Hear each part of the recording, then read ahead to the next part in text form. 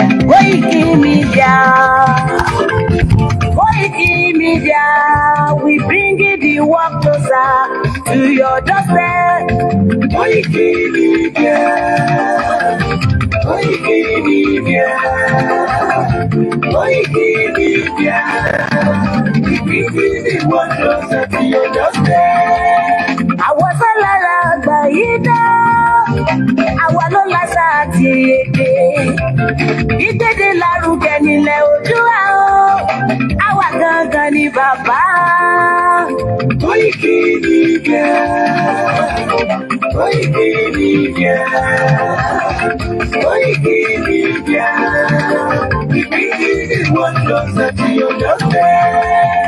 They never sabi wetin we carry for her. But e dey move closer before dem go sabi. I said they never know wetin we carry for body. But e dey move closer before dem go sabi. Ọ̀kín lọ lọ́jà ẹyẹ, ìníhùn ló ló lajú. Ẹyẹ tó dorí kodò bí àdó wọn pẹ̀jẹ̀ lẹ́nu. Ká ṣiṣẹ́ fún ilẹ̀ bàbá wa. Ká ṣiṣẹ́ fún ìlú bàbá wa. Ká jùmọ̀ sowọ́pọ̀ ká lè gbódùdú àga. Odùduwà kò bá lè gbé wa. Ọmọ Odùduwà ṣe kiri. Ẹ dìde fún ẹ̀tọ́ adúláwọ̀. Ká lè jọ jùmọ̀ gbé délẹ̀ ìlérí. Káwa lè gba ògo ilẹ̀ wa. Ká ṣiṣẹ́ ká lè jọ gbàdé. Ká lè gbàdé adé adúláwọ̀. Àwa ni mọ̀lẹ́ tí yóò tàn káàkiri. Ọmọ Odùduwà ni wá. Koiki Media, àwa là ń gbé tó lárugẹ. Ètò tó pọ̀jù ògo tí wàá máa yẹ kí. Kásá. Ẹgbẹ́ polówó ọjà wá kájé bùgbà yín jẹ. Ètò tó pọ̀jù ògo tí wàá máa yẹ kí. À ń gbé tó lárugẹ, à ń gbàsà lárugẹ. Ètò tó pọ̀jù ògo tí wàá máa yẹ kí. News and sports, ẹ máa rí gbọ́. Ètò tó pọ̀jù ògo. Ọmọ Ìjẹ̀bú alárẹ̀ mi ló ní kí n máa ké tantan. Koiki Media, ọ̀rọ̀ lágbájú mọ̀ mi. Má bá ṣẹ̀rẹ̀ lọ. Ọmọ Yorùbá nìyẹn, ọmọ Yorùbá tata o. À ń gbádùn rẹ̀, ọmọ Ìjẹ̀bú alárẹ̀ mi. Ṣẹ́yìn ló máa fi dìbò tẹ̀ mọ́lẹ̀ o. Ẹ̀yin lọ́mọ onígbò máa ń dé máa dé. Ẹ̀yin lọ́mọ onígbò máa wọ̀ o. Igbó máa wọ̀ kájòjì ò gbọ́dọ̀ wọ̀. Àjòjì tó bá wọ̀ bẹ́ẹ̀ á tẹ̀lé ní ẹbọra. Ẹ̀yin lọ máa náwó òyìnbó tó dé. Ìgbà tó yìnbó dé o, owó náà dẹ́kun pọ̀ sí o. Koiki Media, ṣàwa ni bàbá. Koiki Media, àwọn ni bàbá. Koiki Media, àwọn ni bàbá. Akójúmọ́ mọ́.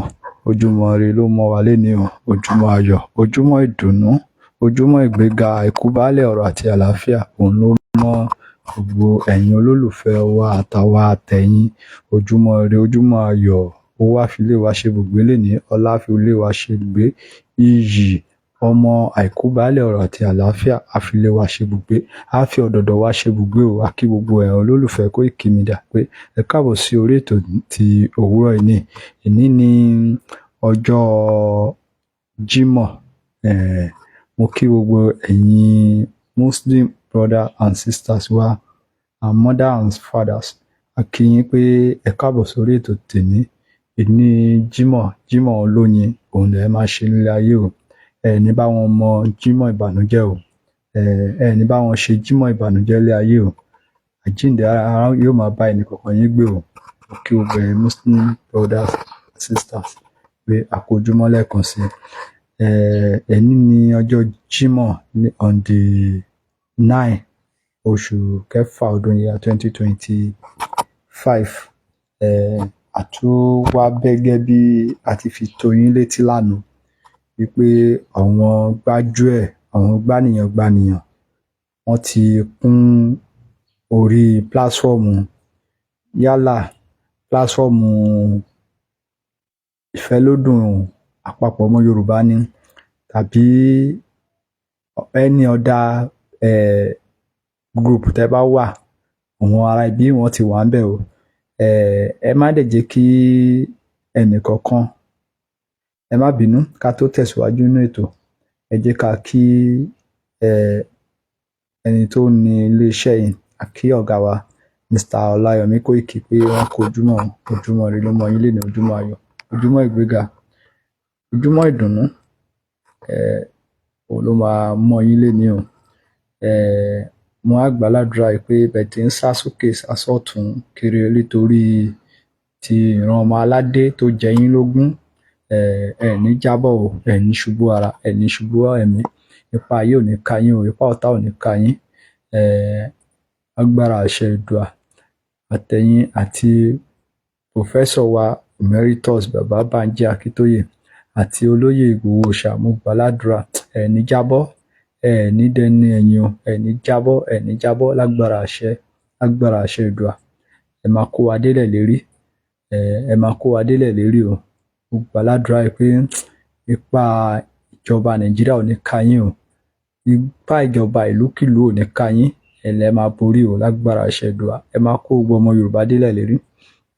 Ẹ ṣé gan ni. Bẹ́ẹ̀ ni mo kí gbogbo èèyàn olólùfẹ́ wa bẹ́ẹ̀ tí ń wọlé, ẹ bá wa gbọ́ lé share button, ẹ jọ̀ọ́ ẹ bá share kó lè kan torílé tàlejò lára, torí pé kò ní dùn mọ́ wa nínú ká wá gbọ́ pé àwọn gbájúẹ̀ wọ́n gba ẹnìkan, bóyá wọ́n háàkì fóònù ẹnìkan, wọ́n ti lọ yọ owó lákàǹtì ẹ̀, wọ́n ti lọ ṣe gbá, wọ́n ti lọ inú wa ò ní dùn sí ká máa gbọ́rúkọ bẹ́ẹ̀ yẹn. Wọ́n la fi ní ká tètè máa pariwo fún yín, fún ẹ̀yin tí ẹ bá gbọ́ program lánàá. Ó wà fún yín, ẹni tó dẹ̀ ti gbọ́ náà tẹ́lẹ̀ kán bá wa share sí platform tí wọn ò ti gbọ́, tí àwọn èèyàn wà bẹ́ẹ̀ tí wọn ò ti gbọ́. Ẹ jọ̀ọ́ a bẹ̀ yín ni, a rọ̀ yín ni, ẹ má jẹ́ ká kó sọ́wọ́ ajínigbé, nítorí pé struggle tí à ń ṣe lọ yìí, a sì nílò owó. Ṣé ajínigbé ní 419 la wá hùwà pé ká lọ kówó fún? So ẹ má jẹ́ kó rí bẹ́ẹ̀ o. So gẹ́gẹ́ bí a ti ń bá lọ lórí àwọn WhatsApp channel Koiki Media, tó bá ní anybody tó bá private chat yín, bóyá láti ibẹ̀ ni o tàbí any group kankan tí ẹ bá wà, tó bá private chat yín, ó lè lo nọ́mbà ẹni tí ẹ mọ̀. Tó bá ti lo nọ́mbà ẹni tí ẹ mọ̀ yẹn, ó túmọ̀ sí wípé ó ti háàkì WhatsApp nọ́mbà ẹnìyẹn nìyẹn, ó ti háàkì WhatsApp ẹnìyẹn nìyẹn. Ẹ make sure pé tó bá sọ pé kẹ́ darapọ̀ mọ́ meeting kankan, ẹ make sure yìí pé ẹ pè náà kẹ́ gbọ́ ohùn ẹ̀ pé ṣé lágbájá lélẹ̀, ṣé Kóìkì lélẹ̀, ṣé Yèyé Dára lélẹ̀, ṣé Lady K lélẹ̀ tí mò ń bá sọ̀rọ̀ yìí. Ẹ make sure pé ẹ gbọ́ ohùn ẹni náà kẹ́ tó tẹ̀síwájú, kẹ́ tó sọ pé ẹ fẹ́ bá ṣe any meeting. Tó bá ní any meeting tí wọ́n bá pè yín sí, tí wọ́n bá send link ẹ̀ sí yín, ẹ má gbọ́wọ́lé link kankan o.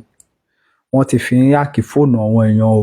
Ẹ má gbọ́wọ́lé fóònù kankan o. Kẹ́ máa sọ pé ẹ ń gbọ́wọ́lé link pé wọ́n ní kí n sáré join meeting ìlànà UK, àbí wọ́n ní kí n sáré join kinní kan ẹgbẹ́ àpapọ̀ ọmọ Yorùbá, ìfẹ́lódùn ọmọ Yorùbá, wọ́n ní kí n sáré join ẹ jẹ́ n sáré. Ẹ má gbìyànjú ẹ o. Ẹ farabalẹ̀ dáadáa. Ẹni tó send link sí yín, ẹ make sure pé ẹ kọ́kọ́ pè é, bó jẹ́ direct call, bó jẹ́ WhatsApp call, ẹ pè é, ẹ gbọ́ ohùn ẹ̀, ẹ bá sọ̀rọ̀, ẹ dẹ̀ béèrè àwọn ìbéèrè kan lọ́wọ́ ẹ̀ tá lè dá yín lóhùn, tẹ̀yin á fi mọ̀ pé kò ń ṣe scam kan ló ti ń lo fóònù ẹnìyẹn. In case wọ́n ti lè hack WhatsApp ẹ̀ kan ti máa fi bá yín sọ̀rọ̀, ohun tó ń ṣẹlẹ̀ ni wọ́n á ti máa fi bá yín sọ̀rọ̀. Ẹlẹ́ẹ̀kejì, wọ́n lè send code sí yín. Wọ́n á ní kẹ́ fi enter, wọ́n lè sọ pé kẹ́ fi enter Zoom meeting kan, àbí bóyá meeting kan lọ ní page kan. Wọ́n dẹ̀ lè pè yín wípé wọ́n send code kan sórí fóònù yín wípé kẹ́ pè sọ́wọ́n. Tí ẹ bá ti pè sí wọn, wọ́n ti ní access sí gbogbo fóònù yín ni o. Gbogbo app tó bá wà lórí fóònù yín wọ́n ti ní access sí, tí wọ́n á dẹ̀ operate báǹkì yín live and direct, tí ò dẹ̀ sí kò dẹ̀ ní dẹ̀ ní rí traces ẹ̀, nítorí pé àwọn tó wà nù bank àwọn náà ti gbàbọ̀dè fún àwọn náà ti alábọ̀dè ni wọ́n, nítorí ìlú tí ò work. Tí ìlú wa bá work, tá bá gba orílẹ̀-èdè tiwa, tí ìlú wa work, kò sí pé wọ́n ṣe owó kan jáde lé àkáǹtì mi, mo wá gbéra mo wá lọ sí GTB wá sọ fún mi pé àwọn ò mọ ẹni tó yọ owó lákáǹtì mi. Ìgbà míì wọ́n lè sọ pé wọ́n fi NIN wá, wọ́n lè ní pé wọ́n fi yá owó, pé ẹnìkan wá fi yá owó ni. Ẹ mọ eléyìí tó ṣẹlẹ̀ sí ìyá Very Dark Man lẹ́nu ọjọ́ mẹ́ta yìí. Ìgbà míì wọ́n lè sọ fún yín wípé wọ́n fi owó yẹn, wípé wọ́n fi àkáǹtì yín pé wọ́n fi rajà lé online ni. Ẹ jọ̀ọ́, báwo ni ẹnìkan ṣe lè fi àkáǹtì mi rajà lé online? Báwo ló ṣe ní access sí details mi tí ò bá jẹ́ pé àwọn báǹkì tá à ń sọ yẹn, tí ò bá jẹ́ pé wọ́n mọ̀ nípa ẹ̀? Báwo ló ṣe ní details mi lọ́wọ́ tó fi lè máa di pé ó ń fi àkáǹtì mi rajà lé online? Ohun tó ṣẹlẹ̀ sí ẹ̀gbọ́n mi ni níbi 2 to 3 years ago. Owó olówó 700,000 naira. Owó yẹn mo dárúkọ báǹkì lánàá, bọ̀ mi tún ní dárúkọ ẹ̀ lénìí. Nígbà tó máa débẹ̀, wọ́n ń sọ fún nínú báǹkì wípé wọ́n fi pé ẹnìkan fi rajà online ni, pé kò ṣe trace. Kí ló ń jẹ́ bẹ́ẹ̀? Ibẹ̀ lẹ ti máa mọ̀ pé ìlú ò work. Àwọn tó wà nínú báǹkì ọ̀pọ̀lọpọ̀ wọn oníjìbìtì ni wọ́n, 419 ni wọ́n. Wọ́n jọ ń ṣiṣẹ́ pẹ̀lú àwọn people ni. Àwọn fúnra wọn gan, ọwọ́ wọn ò mọ́, olè ni wọ́n. Tí ẹnìkan bá wá ẹlẹ́ẹ̀kejì, tẹ́nìkan bá lọ báǹkì tó mú BVN mi tó mú lọ báǹkì wípé òun fẹ́ fi yáwó, ṣé àwọn òṣìṣẹ́ ilé ìfowópamọ́ fẹ́ sọ fún mi wípé àwọn ò tẹ BVN yẹn sórí system wọn kó gbé fèsì ẹni tó wà ńbẹ̀ wá kan tó yá lówó? Kẹ́tì mọ̀ pé òpùrọ̀ ayé àti ọ̀run lọ́wọ́n báǹkì wọ̀nyẹn, gẹ́gẹ́ bí eléyìí tí GTB ṣe lẹ́nu ọjọ́ mẹ́ta yìí sí ìyá everyday náà ló ń ṣẹlẹ̀ o, kì í ṣe GTB nìkan o, kì í ṣe GTB nìkan o. Báǹkì àwọn Standard Bank wọ̀nyẹn wọ́n jẹ́ báǹkì tọ̀ngàn tó pé kì í ṣe báǹkì tẹ́kọ̀ lé kù gìrì lọ ipe ẹ fẹ́ lọ yá owó. Ẹ̀yin tẹ́ bá ti lọ yáwó rí, tẹ́ bá ti lọ yáwó ní inú báǹkì Nàìjíríà rí, ẹ máa mọ processing tí ẹ máa pass through kẹ́ tó lè yá owó jáde ńbẹ̀. Kò ń ṣọ̀rọ̀ ọ̀sẹ̀ kan, kò ń ṣọ̀rọ̀ ọ̀sẹ̀ méjì. Ohun táwa mọ̀ dáadáa ni. Kódà ìmíì máa ń take 3 to 6 months kan tó yá yín lówó, torí dọ́kúmẹ́ǹtì oríṣiríṣi náà máa béèrè lọ́wọ́ yín, gàrántọ̀ oríṣiríṣi náà máa béèrè lọ́wọ́ yín. So kódà tẹ́ bá mọ̀yàn sínú ibẹ̀, tẹ́ bá mọ̀yàn sínú báǹkì, ó ní ẹ̀gbọ́n kan tí mo mọ̀ báyìí ládùúgbò tó máa ń yá owó báǹkì yẹn, but ẹ̀gbọ́n ẹ̀ ó jẹ́ máníjà báǹkì tó ti ń yá owó yẹn. Òun ló mi ò fi máa ń take ẹ̀ ju bíi 2 months tó bá ti request fún lò bẹ́ẹ̀ yẹn, òun take ẹ̀ ju bíi 2 months tó bá ti fún. Ṣé irú báǹkì yẹn ni ẹnìkan wá ń sọ fún wa wípé pé wọ́n kọ̀ dédé kú gìrì, wọ́n mú NIN mi, wọ́n mú débẹ̀, wọ́n dẹ̀ yá lówó? Wípé okay o, ẹ ti wá ń yọ owó àkáǹtì mi pé ẹnìkan fi sálárì wa wọlé, ẹ wá ń yọ owó mi wípé ẹnìkan ti fi àkáǹtì mi, ẹnìkan ti fi yáwó. Báwo ló ṣe possible? So tí ò bá jẹ́ pé ìlú tí ò work, ìjẹ́ gbogbo àwọn tó wà ní inú báǹkì yẹn títí dórí mánéjà,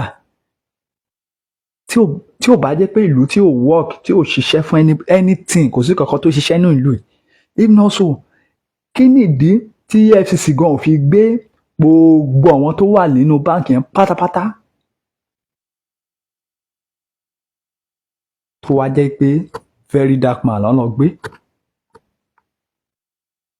Ẹ ti rí i pé ìlú ò work bẹ́ẹ̀. Òun ni mo ṣe ń sọ fún very dark man, o ò lè fight fún Nàìjíríà. Padà sí region yẹn, lọ jà fún region yẹn. Gbogbo ìwọ ni Sowore, gbogbo wọn tó lọ jókòó sí Abuja tán sọ pé wọ́n ń fight fún kí Nàìjíríà lè dá yẹn, kò possible. Kọ́ tó tọ́ ìdànù, kọ́ tó wọn fúnra wọn mọ̀ ni. Wọ́n àtàkì ibìkan dé Plateau, à ń lọ bẹ̀, a fẹ́ lọ máa pín palliative fún wọn, kìíní kan lórí owó NGO. Very dark man kàn ń waste time ara ẹ̀ ní. À ń waste owó àwọn ènìyàn. Ṣé very dark man ló create Boko Haram sí Plateau tó ń pààyàn ni? Tó fi lọ ń ṣe palliative orí burúkú kankan fún wọn. Ìbọn wọn fúnra wọn ló gbàlejò ọ̀ràn. Àwọn fúnra wọn, àwọn leader wọn ló fà á, ló ń dá terrorist oríṣiríṣi kalẹ̀. Ẹ wá sọ pé ẹ sì lè fight fún ìlú yẹn pé kó work. Everybody padà sí region yẹn, kán lọ fight fún region wọn, kán gba òmìnira. Is the only solution. Ẹ má kàn tẹ̀ jẹ́ ká tó waste ara wa mọ́. Ẹ̀yin tẹ́ bá mọ Sowore, ẹ bá sọ̀rọ̀ kó padà sí Ondo State, kó jẹ́ kájọ fight, kájọ ja ìjà yìí, ká kúrò nínú Nàìjíríà, ká lè máa ṣèjọba ara wa. So lẹ́ẹ̀kan sí, àwọn gbanigbani wọ́n ti wà lórí ìkànnì kiri o, wọ́n ti wà ní orí gbogbo àwọn ìkànnì wá kiri. Ẹ wà vigilant, ẹ wà vigilant. Lákọ̀ọ́kọ́ bọ́n sẹ́ndì kóòdù sí yín, ká tó tún sọ lẹ́ẹ̀kejì fún àwọn tó bá ṣẹ̀ ń darapọ̀.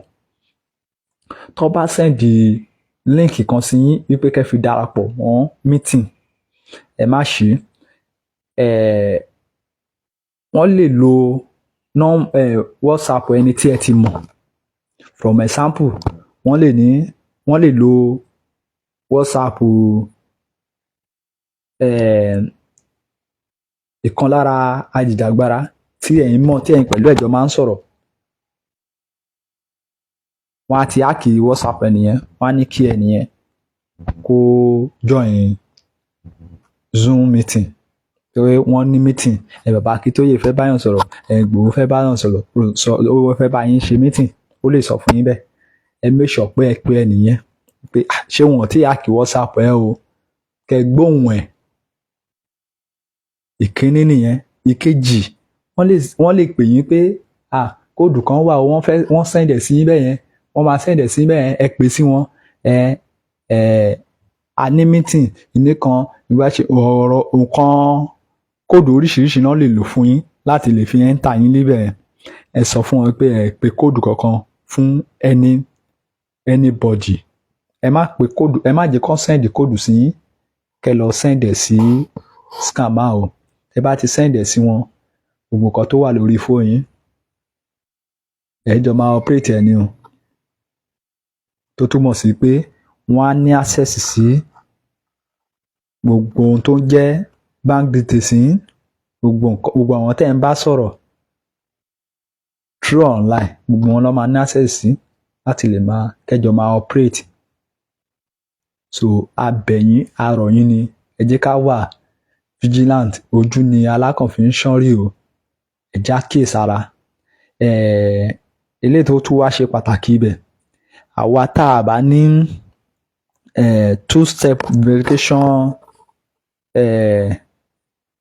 code lé orí WhatsApp wa, àwa tá a bá ní àbí bóyá tá a mọ bí wọ́n ṣe ń sẹ́ẹ̀tì ẹ̀, torí eléyìí tẹ́ bá ti lè sẹ́ẹ̀tì ẹ̀ kò sí anybody tó lè háàkì WhatsApp yín, kò ṣeé ṣe kó hàn lè háàkì ẹ̀ mọ́. Ṣùgbọ́n kóòdù tí ẹ máa lò ó máa jẹ́ kóòdù tí ẹ gbọ́dọ̀ mọ̀, ó gbọ́dọ̀ jẹ́ kóòdù tẹ́ ẹ máa rántí. Ẹ lè lo kóòdù tẹ́ ẹ ń lò fún ATM yín tàbí nǹkan ẹ ṣáà mọ kóòdù tẹ́ ẹ máa lò tẹ́ fi máa ṣe àwọn kóòdù tẹ́ bá ń lò tẹ́ mọ̀ pé ẹ lè gbàgbé. So báwo lẹ ṣe máa ṣe fún ẹ̀yin tẹ́ ẹ ti mọ̀ tẹ́ ẹ dẹ̀ ti ṣe rí? Ẹ lọ sórí WhatsApp yín, ẹ open WhatsApp yín, ẹ lọ sí ọwọ́ òkè níbi tí kámẹ́rà wà ní orí bọ́tì mẹ́ta tó wà lẹ́gbẹ̀ẹ́ kámẹ́rà yẹn, ẹ tẹ bọ́tì mẹ́ta yẹn, ẹ ti tẹ̀, ẹ máa rí settings, ẹ lọ settings, ẹ ti dé settings, ẹ lọ sí account, ẹ ti dé account, tó bá jẹ́ pé ẹ tí ń líǹkì Gmail yín mọ́ WhatsApp yín tẹ́lẹ̀, ẹ kọ́kọ́ lọ líǹkì Gmail yín mọ́, torí two-step verification yìí kò ní lọ tí ẹ bá líǹkì Gmail yín mọ́, tẹ́ ẹ bá líǹkì Gmail yín mọ́ WhatsApp yín kò ní lọ. So ẹ kọ́kọ́ líǹkì Gmail yín mọ́ WhatsApp yín, Gmail address yín tẹ́ ń lò, ẹ máa líǹkì ẹ̀ mọ́. Tẹ́ bá ti líǹkì ẹ̀ mọ́ tán, ẹ máa padà sẹ́yìn, ẹ lọ sí two-step verification. Tẹ́ bá ti débẹ̀, ẹ ti rí bí ẹ ṣe máa set ẹ sí, ẹ ṣe máa tẹ kóòdù yín sí, pin yín tí ẹ máa lò. So anytime tí wọ́n bá ti fẹ́ háàkì WhatsApp yín, bóyá ẹnìkan ń gbìyànjú láti háàkì WhatsApp yín, a máa refer yín pé kẹ́yìn tẹ kóòdù lé ọ̀dọ̀ tí yín. So àwọn yẹn wọn ò lè ní access sí, kò sí bọ́n yẹn lè háàkì WhatsApp yín tẹ́ bá ti ní ìyẹn lórí fóònù. Ìyẹn lásán ó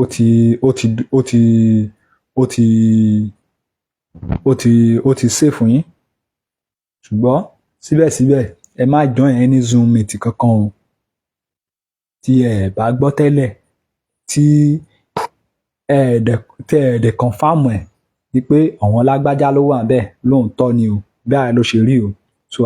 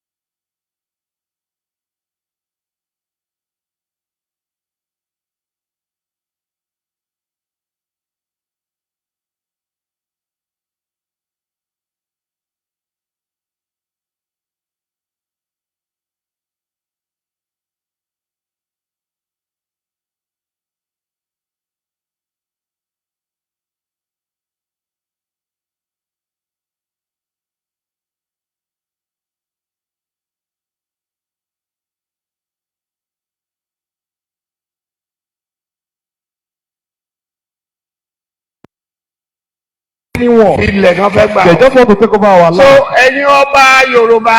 So all the Yes. and we have been in this one for over 60 A years. ti ń gbọ́ We've been hearing Ọ̀ọ̀ni òrìṣà. Oni Orisha. A tẹ̀ ti ń gbọ́ And we've been listening. ikú bàbá yèyé igbákejì òrìṣà. Ikú Baba Yeye, the second in command. Kò lajà lọ. So that is the Ẹ̀yin explanation. méjèèjì lẹ kàwé. The two of you are even learned. You are Ọlọ́lá ni ọlọ́rọ̀ ni. You are wealthy men and influential. Ìjà kọ́ là ń jà sí o. We don't fight. Now this is not the time to Bí fight. ilẹ̀ wa ṣe máa bọ́ sí wa lọ́wọ́. We should find ways to take over our land. Ǹbá má sọ̀rọ̀ yìí o. I wouldn't have said this Sọ́kẹ́ mi ò ń ṣe wòlíì tó kàn ń sọ̀rọ̀ ṣá. because I'm not a prophet that just talks. Ṣùgbọ́n sọ́kẹ́ mo ti rí. But because I have seen it, Ó tó di ọ̀rọ̀ Ọ̀ọ̀ni àti Aláàfin bẹ̀rẹ̀. before the feud between Alaafin and Oni started, Mo rí màálù pupa. I saw a red cow Mo rí orí ràkúnmí.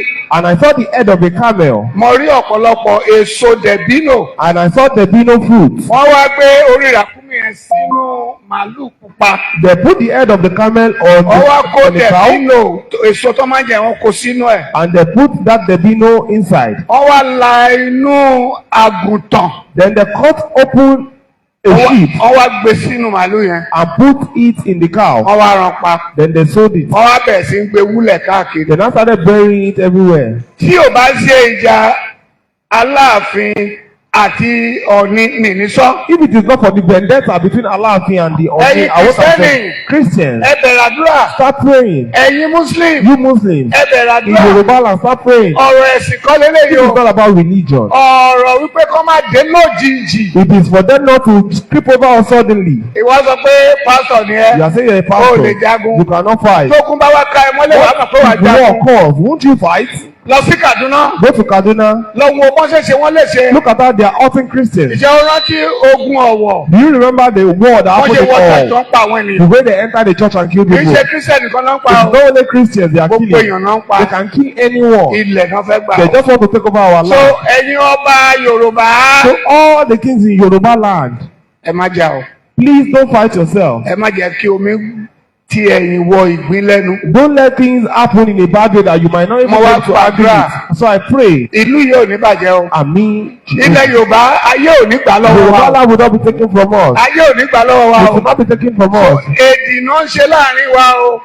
Wọ́n fẹ́ kí ìjà wà. They want us to fight within Wọ́n ourselves bá lè ráyè so wọlé. that they can infiltrate us. Ẹ̀fún àti èdè ò ní mú ẹnikẹ́ni lórúkọ Jésù. Àmín Jehovah. Yóò dára fún It yín shall o. be well with everyone. Jésù Olúwa wa. Ah.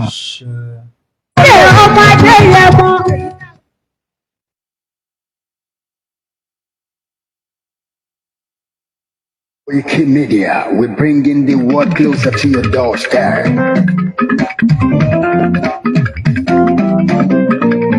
Wikimedia, Wikimedia, Wikimedia, we bring it the work closer to your doorstep. Wikimedia, Wikimedia.